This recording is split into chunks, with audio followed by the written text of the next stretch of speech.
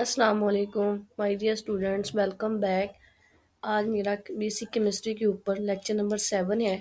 इसके अंदर मैंने जो टॉपिक लेके आई हूँ वो बहुत ज़्यादा इम्पोर्टेंट है केमिस्ट्री की फील्ड के अंदर, जिसके बगैर आप ऐसा कह सकते हैं कि केमिस्ट्री जो है वो अनकम्प्लीट है। जो है बॉन्ड।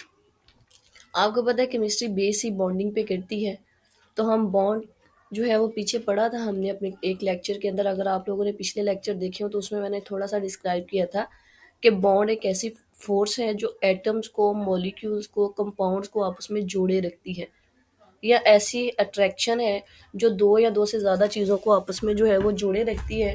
इसे हम बॉन्ड कहते हैं। यहाँ पे मैंने डायग्राम के अंदर जो है कुछ बॉन्डिंग शो की हुई हैं। आगे हम देखते हैं कि ये किस तरह की बॉन्डिंग है। यहाँ पे जो है मुख्तलिफ किस्म के बॉन्ड जो है वो बयान किए गए हैं। मैंने जो बताए हैं यहाँ पे, सबसे पहला बॉन्ड आयोनिक बॉन्ड है। तो आयनिक बॉन्ड क्या है? Transfer of electron between atoms. ये ऐसा बॉन्ड है जो दो एटम्स के दरमियान कंप्लीट ट्रांसफर से बनता है। कैसे बनता है? जैसे अगर हम लोगों ने जो है NaCl हमारी जनरल लाइफ के अंदर एग्जांपल है टेबल सॉल्ट। तो उसमें देखिए जो सोडियम है वो हमारे पास इलेक्ट्रॉन कंप्लीटली इलेक्ट्रॉन दे देती है, और क्लोरीन जो है हमारे पास कंप्लीटली इलेक्ट्रॉन ले लेती है। तो दो ऐसे एटम्स या ऐसा बॉन्ड जो मुकम्मल ट्रांसफरिंग से बन रहा हो उसे हम जो है वो आयोनिक बॉन्ड बोलते हैं। सेकंड पे हमारे पास पोजीशन पे आती है कवलेंट बॉन्ड। कवलेंट का मतलब ही शेयरिंग है। एक ऐसा बॉन्ड जब दो एक अब जब ऐसे एटम हो जो अपना कंप्लीट इलेक्ट्रॉन ट्रांसफर नहीं कर सकते, कि उनके पास इतनी एबिलिटी नहीं होती कि वो अपने इलेक्ट्रॉन जो है वो मुकम्मल तौर पे किसी को दे सके, या किसी दूसरे से लेकर वो स्टेबल नहीं होते। तो वो क्या करते हैं, अपना इलेक्ट्रॉन शेयर कर लेते हैं ताकि खुद को स्टेबल कर लें। स्टेबल होने का मतलब है वो नोबल गैसेस जैसी इलेक्ट्रॉनिक कॉन्फ़िगरेशन हासिल करना चाहते हैं। यहाँ के अंदर मैंने कुछ इसको थोड़ा ज़ूम करें तो देखें कि हमारे पास मैंने कवलेंट बॉन्ड की टाइप्स बयान की हैं, जिसमें single covalent bond, double covalent bond और ट्रिपल कवलेंट बॉन्ड। सिंगल का मतलब ये है कि जब दो एटम आपस में एक इलेक्ट्रॉन शेयर करें। ट्रिपल का मतलब है जब दो एटम आपस में तीन इलेक्ट्रॉन शेयर करें। और डबल का मतलब है जब दो इलेक्ट्रॉन एक दूसरे के साथ दो दो इलेक्ट्रॉन शेयर करें। फिर नीचे पोलर कोवलेंट बॉन्ड और नॉन पोलर कोवलेंट बॉन्ड आता है। तो पोलर का मतलब है ऐसा बॉन्ड जो दो मुख्तलिफ एटम्स के दरमियान शेयरिंग से बनता है, जैसे हमारे पास हाइड्रोजन और क्लोरीन की शेयरिंग है। एक ऐसा बॉन्ड जो दो मुख्तलिफ एटम के दरमियान शेयरिंग से बनता है।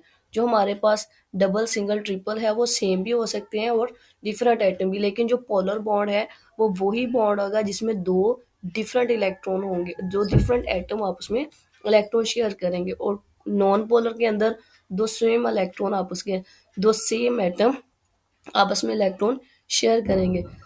नेक्स्ट इसकी आती है कोऑर्डिनेट कोवलेंट बॉन्ड, जिसके अंदर जो है ऐसा बॉन्ड है जो डोनेट करता है। एक एटम डोनेट कर रहा होता है इलेक्ट्रॉन, और बॉन्डिंग जो है ये आमतौर पे कम्प्लेक्स बॉन्ड माना जाता है। थर्ड हमारे पास आ जाता है मेटेलिक बॉन्ड।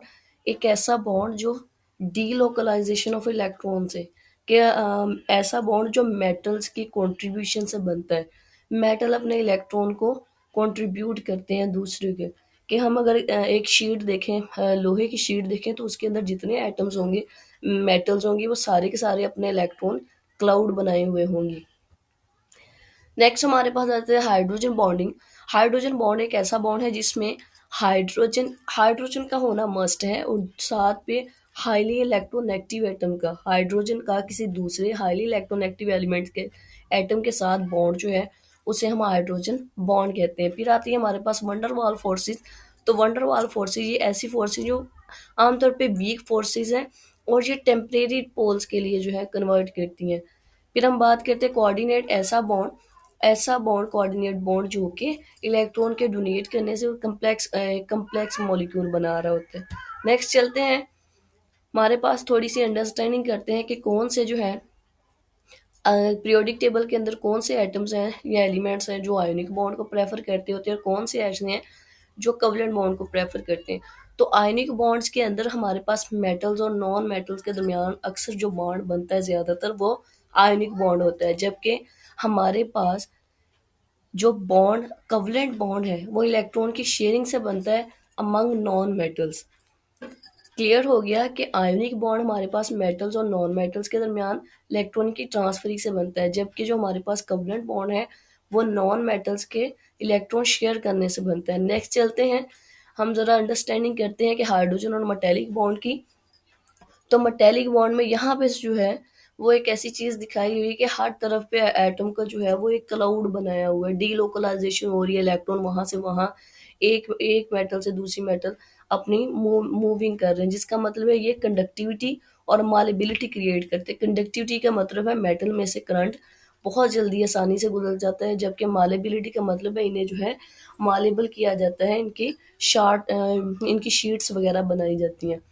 फिर हमारे पास हाइड्रोजन बॉन्डिंग है। जैसे कि मैंने पीछे बताया कि हाइड्रोजन का हाईली इलेक्ट्रोनेगेटिव एटम के साथ बनने वाला बॉन्ड हाइड्रोजन बॉन्ड कहलाता है, और इसकी सबसे बेस्ट एग्जांपल जो है वो वाटर है, जिसमें वाटर के मॉलिक्यूल हर दूसरे वाटर के मॉलिक्यूल के साथ हाइड्रोजन बॉन्डिंग बनाई होती है, जो कि ये पिक्चर में शो हुई हुई है। फिर नेक्स्ट जो है हमारे पास आता है कि वंडरवाल्स और कोऑर्डिनेट बॉन्ड में क्या फ़र्क है। वंडरवाल फोर्सेस जो है हमारे पास आमतौर पे वीक अट्रैक्शंस होती हैं, और जो हमारे पास कोऑर्डिनेट बॉन्ड होता है ये केमिकल स्टेबिलिटी और रिएक्टिविटी होती इलेक्ट्रॉन की शेयरिंग ही है, जिसके अंदर हम अमोनिया का BF3 के साथ रिएक्शन हो सकता है, BF3 का Cl4 के साथ हो सकता है। तो ऐसा बॉन्ड जो कम्प्लेक्सिंग की वजह से बन रहा हो, एक कम्प्लेक्स स्टेबिलिटी क्रिएट कर रहा हो, वो हमारे पास कोऑर्डिनेट कोवलेंट बॉन्ड है। Thank you so much. I hope so कि आप लोगों को बॉन्ड की टाइप्स की बहुत अच्छे से समझ आई हो। अगर कोई क्वेश्चन हो या वीडियो में या एडिटिंग में कोई मिस्टेक हो गई हो तो वो कमेंट बॉक्स में एडिट कर दीजिएगा, ताकि नेक्स्ट वीडियो के अंदर हम इस गलती को दूर कर सकें। Thank you so much. जज़ाकल्लाह।